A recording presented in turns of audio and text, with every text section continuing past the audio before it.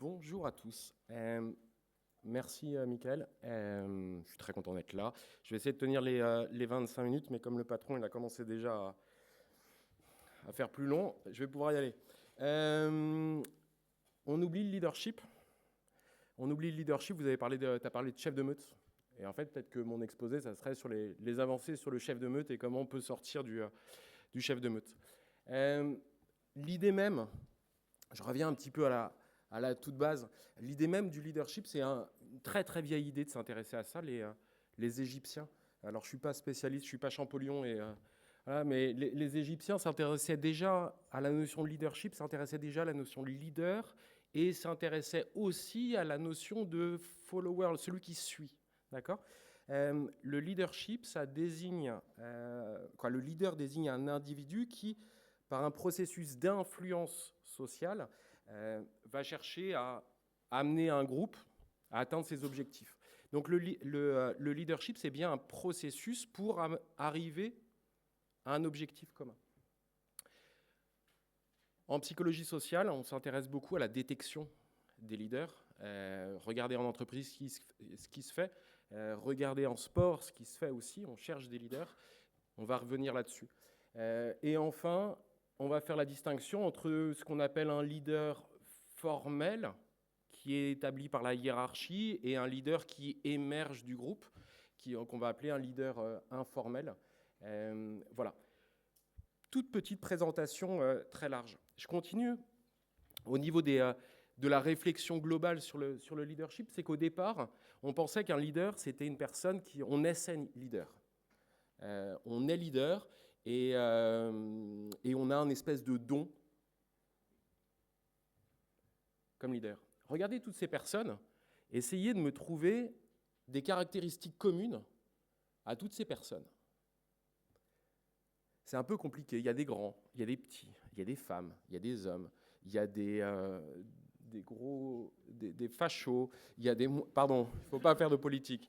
Mais voilà, il y a un peu de tout. Et des études même très récentes se sont intéressées à essayer de regarder est-ce qu'il y aurait des caractéristiques individuelles qui détermineraient est-ce qu'on est leader ou pas leader. Et en fait, quand on regarde ces chiffres-là, il y a très peu de choses qui sont expliquées, par exemple, par la personnalité. Ça veut donc dire qu'il y a énormément de choses qui ne sont pas expliquées par des caractéristiques individuelles. En fait, on ne naît pas leader. C'est la situation qui détermine est-ce qu'on est leader. Et il est au milieu, là, lui, là, Gandalf. Il est au milieu. De par sa situation, il contrôle tout. Un 9, un 2, ils sont leaders de par leur situation. Ils touchent plus de ballons. Le père de famille qui se met au bout de la table, il est leader, il se met au bout de la table, tout le monde le voit et tout va bien. En fait, c'est la situation qui fait qu'on est leader. Sauf que vous allez me dire, mais il y a des bons et des mauvais 9. Donc en fait, cette vision de la situation ne fonctionne pas non plus. Vous me voyez arriver. En fait, si on veut s'intéresser et comprendre un bon, un mauvais leader ou comprendre le leadership, il faut s'intéresser à l'individu et à une situation. Et ça explique le fait qu'un même entraîneur peut être hyper bon avec une équipe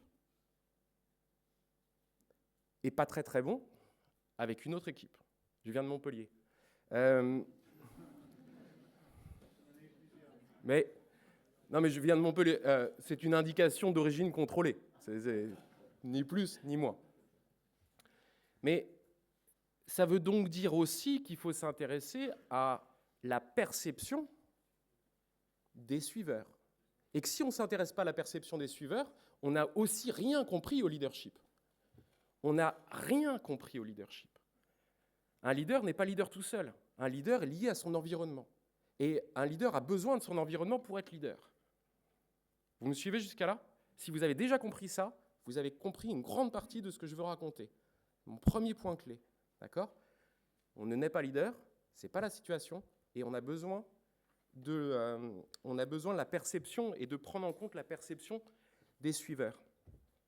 Il y a des études qui montrent que un même comportement Je donne un exemple tout simple. Le comportement de l'entraîneur qui prend par l'épaule une jeune joueuse pour la rassurer. Ouais, c'est pas grave. Ce même comportement, je mets la main sur l'épaule, peut être perçu par l'athlète comme une agression. Non, tu enlèves ta main de mon épaule, tu rentres dans ma vie. Le même comportement peut être perçu de manière très différente. Et ce qui va importer, en fait, c'est la perception de l'athlète plutôt que le comportement.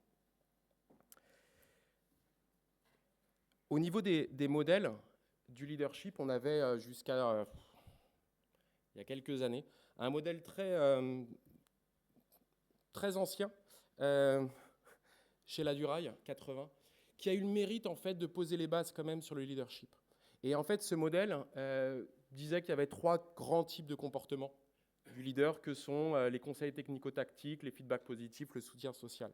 On est sorti un petit peu de ce modèle-là en disant simplement, ça, c'est le boulot d'un entraîneur.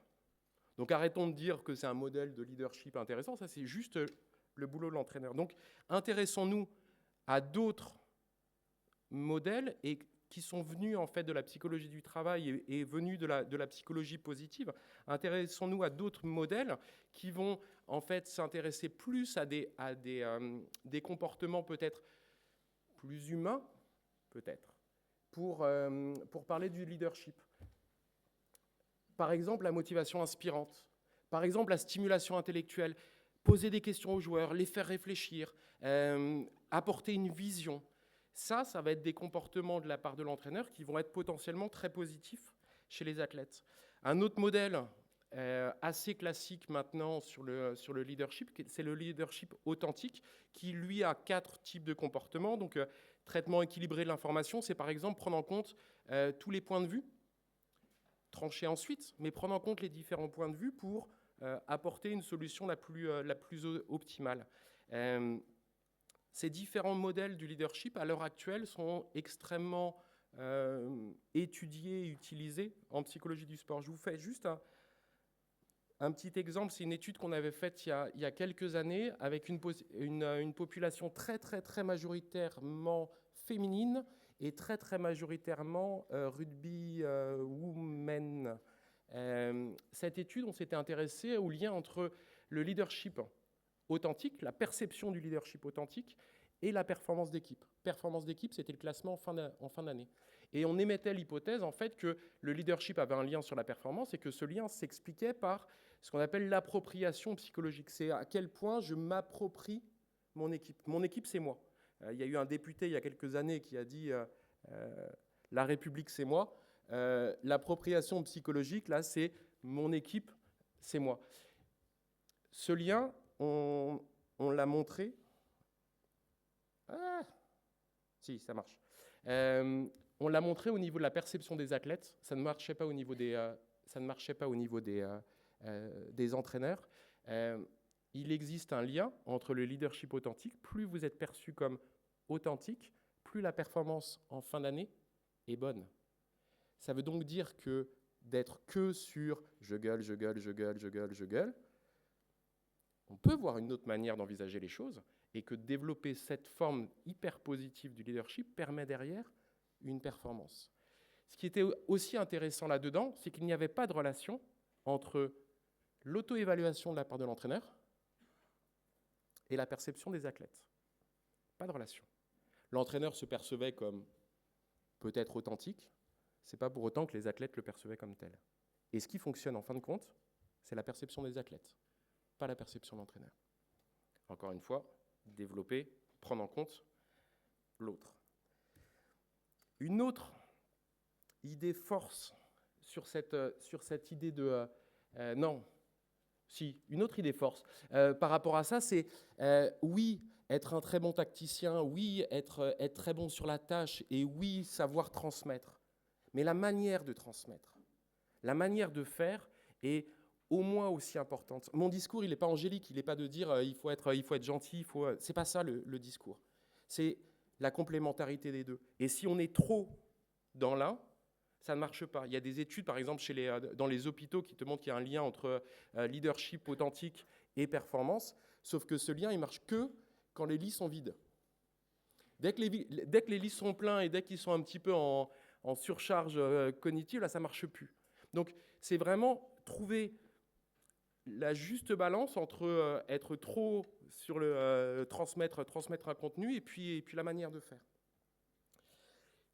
La dernière idée que je veux maintenant développer, c'est le fait que on dépend de l'environnement, on dépend de l'individu. Ça veut donc dire qu'on est tous, quelque part, des petits leaders. On ne se connaît peut-être pas comme tel, mais on a tous en soi une part de leadership. Regardez-vous dans différents contextes. Peut-être que dans votre famille, eh ben, vous êtes le chef de famille. Vous êtes quelque part des leaders dans cette famille. En psycho du sport, et ça s'appuie sur des vieux modèles, encore une fois, de la psycho du travail, deux grands types de leaders à la base qui ont été développés. Donc le leader de tâche, donc là on parle des leaders des athlètes, hein. Le leader de tâche, c'est celui qui va sur le terrain donner des conseils technico-tactiques sur le terrain, et puis le leader motivationnel qui va encourager, qui va gérer les émotions. Mika parlait d'émotions, qui va gérer ses émotions sur le terrain. Ça, c'est vraiment la base. Encore une fois, c'est le leadership. Hein. Le leadership, c'est atteindre un objectif et la manière de faire. Voilà, on a les deux. Et à ça a été rajouté deux autres types de leaders, qui est le leader externe. C'est celui qui va faire le lien avec toute les journalistes, la Fédé, tout l'environnement, et puis le leader social sur l'aspect un peu fait. Donc en fait, il n'y aura pas une forme de leader, il y en aura déjà 4. Donc en fait, de dire « j'ai pas de leader dans mon équipe », je ne sais pas si tu n'as pas de leader dans ton équipe. Quelle forme de leadership ? De quoi tu parles ? Et d'avoir ces 4-là va permettre dans les équipes de mieux performer.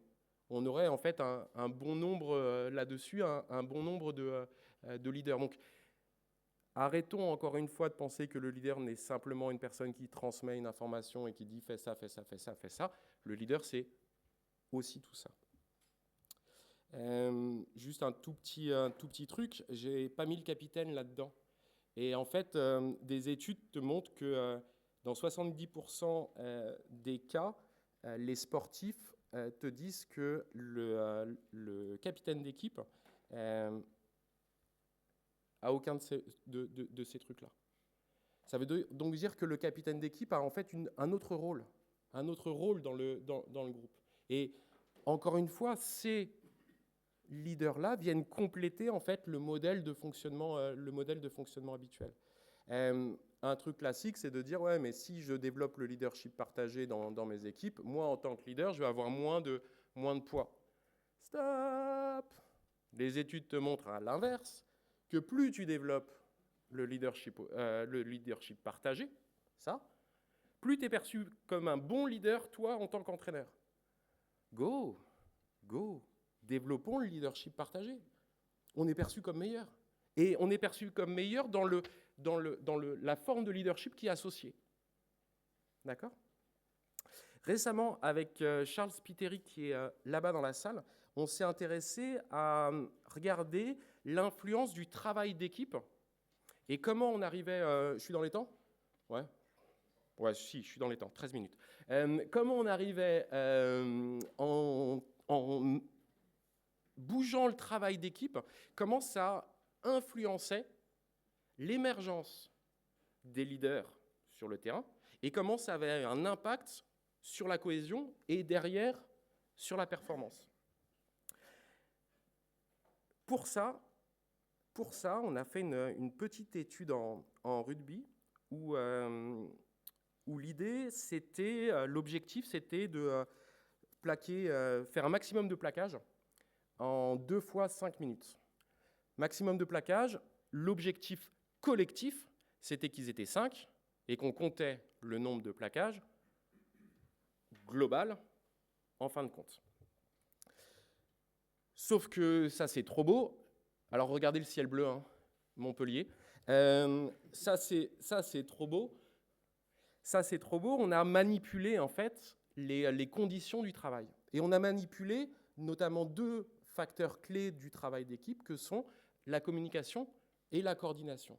Est-ce qu'en manipulant la coordination, est-ce qu'en manipulant la communication, on va changer en fait la qualité du leader, on va changer la cohésion et donc derrière la performance? Pour ça, 3 types de conditions. La première condition, c'était que on optimise, les personnes ont le droit de parler et on est sur une coordination optimale. C'est-à-dire que interdiction de plaquer le même sac, on se replace à chaque fois, on bouge, il y avait beaucoup de coordination nécessaire. Une autre condition où là, interdiction de parler, et on plaque tout le temps le même boudin, et on n'est pas obligé de le faire en même temps. Donc un truc très individualiste, sauf qu'encore une fois, étant donné que la performance collective derrière, ça reste un objectif collectif qui est l'ensemble. Et enfin, une condition mixte, où soit ils n'avaient pas le droit de parler, soit on diminuait la coordination. L'idée, c'est est-ce que dans ces 3 conditions, le leadership va changer et la cohésion va changer? En termes de mesures, avant la tâche, on mesure la cohésion, le leadership partagé. Pendant, on avait des GPS parce que la performance, donc c'était le nombre de plaquages avec plein d'indicateurs GPS qu'on est en train de traiter et que ça va être compliqué. Et derrière, de nouveau, après la tâche, on remesure les mêmes choses. Et population, bam, bam, bam, 55, des experts. Des équipes de 5. On a contrôlé les postes de jeu pour pas que notamment le 9 se retrouve systématiquement en bout de ligne pour qu'il puisse donner les indications pour que ça bouge. Et voilà les résultats. Promis, je ne les ai pas trafiqués. Quand on a des résultats comme ça, c'est quand même trop beau. En gros, quand vous mettez en place des conditions d'entraînement où vous ne favorisez pas la communication, où vous ne favorisez pas la coordination, vous diminuez la qualité du leadership. Vous diminuez la qualité de la motivation, de la cohésion. Pareil ici. Par contre, quand vous, dans le cadre de l'entraînement, favorisez la communication, favorisez la coordination et la réflexion sur la coordination, dans ces cas-là, vous augmentez les 2 formes de leadership. Et vous augmentez la cohésion ici. C'est juste trop bien. Ça veut donc dire qu'il faut apprendre à communiquer, apprendre à se coordonner, et qu'en fait, ça va permettre de faire émerger ces formes de leadership. Merci.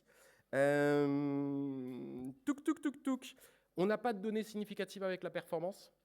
On a quelques trucs qui sortent sur certains indicateurs, mais quand on a 150 000 facteurs et qu'il y en a un qui ressort, ouais, je suis tranquille. Quand on a un indicateur qui ressort, c'est un petit peu, c'est un peu hasardeux de dire que oui, on a un lien avec la performance. Donc je préfère dire qu'il n'y a pas de lien avec la performance, mais en même temps, les conditions font que c'est peut-être pas le plus opportun de regarder cette performance. Mais vraiment, moi, à mon sens, le take-home message par rapport à ça, c'est si vous manipulez le travail d'équipe, ça va derrière avoir des vraies répercussions en termes de fonctionnement. Pour conclure, différentes choses vraiment clés. C'est essentiel de prendre en compte le point de vue des suiveurs si vous voulez comprendre le point de vue du leadership. Ça, c'est la première chose. La deuxième chose, c'est que c'est des formes un peu positives du leadership. Je vous ai parlé du leadership authentique, du leadership transformationnel. Sont des formes qui sont intéressantes à prendre en compte, non pas en exclusivité, encore une fois, ne me faites pas dire ce que je ne dis pas, non pas en exclusivité, mais en complémentarité avec d'autres formes de leadership. En termes d'ego, ça va peut-être faire du bien à tout le monde, on est tous un peu des leaders, et donc en fonction de la situation, en fonction de différents éléments et de notre personnalité, on va peut-être émerger dans certaines situations.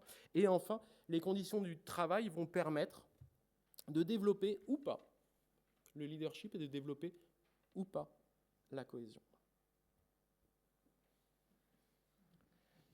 Merci pour vos attentions.